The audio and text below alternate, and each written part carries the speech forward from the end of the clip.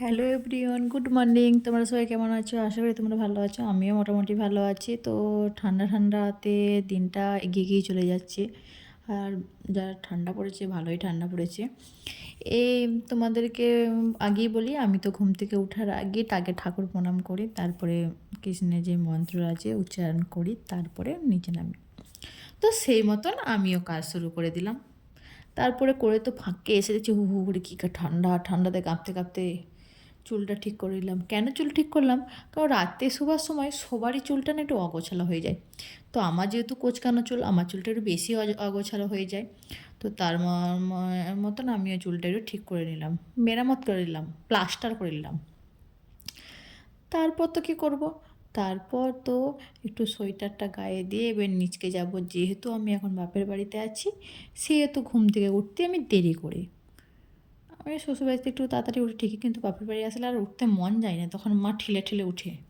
তারপরে যে তোমাদেরকে দেখাচ্ছি, দেখো সূর্য মামা উপর থেকে আমাকে হাই করে দিল, আমিও সূর্য মামাকে হাই করে দিয়ে নিচকে চলে আসছি। নিচকে আসার সময় আমাদের এখানে করে একটা অসাধারণ দৃশ্য আমার খুব ভালো লাগে। গাছপালা থাকে প্রচুর, আন্না যাতে পাশে বাড়ি একটা জেঠিমা লাগাইছে, সে কারণে আমার এই জায়গাটা খুবই ভালো লাগে।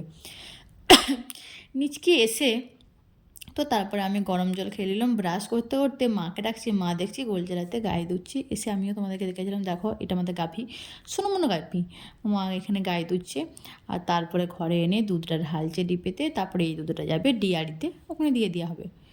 তো কী কষ্ট দেখো গরুটার, সে দুধ দিচ্ছে, আমরা খাবার তার জায়গায় নেই, ডিয়ারিকে সব দিয়ে দেওয়া হচ্ছে। না না না, খাবার জন্য বাড়িতে রাখা হয়, তারপরে বাকিটা ডিয়ারিতে দেওয়া হয়। তারপরে তো এই যে দুধ চা একটা করে নিলাম। তারপরে মা দেশি গরম গরম ঘুগনি করেছে, যেটা আমার খুবই ফেভারিট। তার জন্য আমি একটু লাড়াচাড়া করে দিলাম, দিয়ে মুড়ি খেয়ে এবার আমি কী করলাম, তখন যেহেতু আমি আলু কাটার সময় গেছিলাম, সেহেতু আমি এবারে বসে পড়লাম আলু কাটতে। তো আলু কাটতে বসার পর একজন পাশে বাড়ির জেঠু বলছে, তো দাদু বললো যে মাঠে এক বোতল জল দিয়ে আসতে। আমার কাজ দাদু আরও বাড়িয়ে দিল। আমি এবার কী করবো, বগল দাবা করে জলের একটা বোতল নিয়ে গেলাম মাঠকে দাদুকে জল দিতে।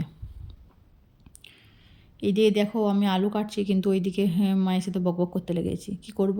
মা আর মেয়ে এখন বাড়িতে আছে, বাবা গাছে মাঠে তালু লাগাচ্ছে, আর দাদু গাছে আনাজ বাড়ি জল পাচ্ছে।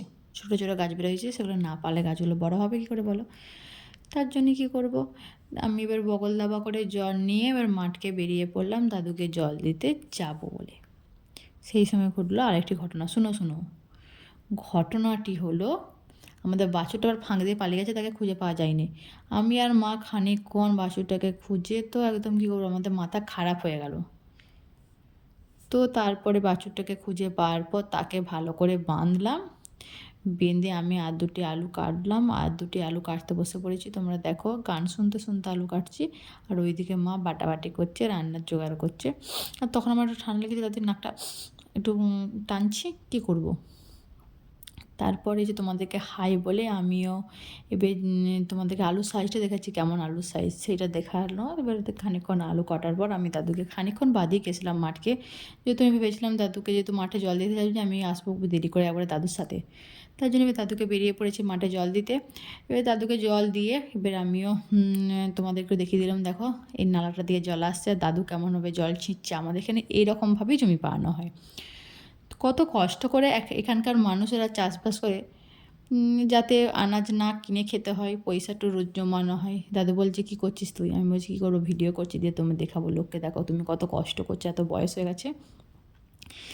তো এখানে এবার জমিটা দেখো, এই জমিটায় আমাদের আনাজ যেগুলো লাগানো হয়েছে, ফুলকপি, বাঁধাকপি, বিভিন্ন রকমের শাক, মূলো, সর্ষে ক্ষেত আছে, সাইড দিকে তো সর্ষে ক্ষেত আছে। তারপরে দাদু আমাকে পাঠাইছিল ঘরকে একটা থালা আনতে, আমি আবার থালা আনলাম। দাদু আবার সেই থালাটা দিয়ে জল ঝিঁচে তোমাদেরকে দেখাচ্ছে কীভাবে আমাদের এখানে জমি পাওয়ানো হয়।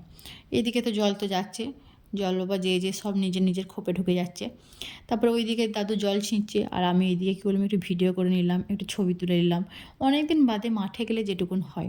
আমি তো বিয়ের পর মাঠ এখানে তো যাই হয় না শ্বশুর বাড়িতে, কিন্তু বাপের বাড়িতে গেলে না আমি মাঠ যাই। আমার মাঠ যেতে খুব ভালো লাগে, ওখানকার প্রকৃতি, মাঠের এই আনাজপাতি দেখতে নিজস্ব চোখে আমার না খুবই ভালো লাগে এটা।